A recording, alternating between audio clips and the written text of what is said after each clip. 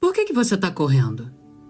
Por que o seu corpo tá tão tenso, esse maxilar travado, esse peito sem espaço pra respirar? Você tá atrasada pra quê? Ou pra quem? Você sente que precisa chegar primeiro, chegar antes, chegar logo. Mas no fundo, você nem sabe pra onde você tá indo. É como se em algum momento você tivesse entrado numa corrida que não escolheu. Você viu todo mundo correndo e resolveu correr também. Talvez você ache que se correr bastante em algum lugar, você vai encontrar alívio. Vai encontrar um descanso, uma paz, alguém, um reconhecimento. Mas tudo que você encontra é mais pressa, é mais cobrança, é mais metas. E nesse esforço de se deixar mais leve, você vai largando as coisas pelo caminho. A vitória nunca foi a chegada. Foi tudo que você teve coragem de não abandonar pelo caminho.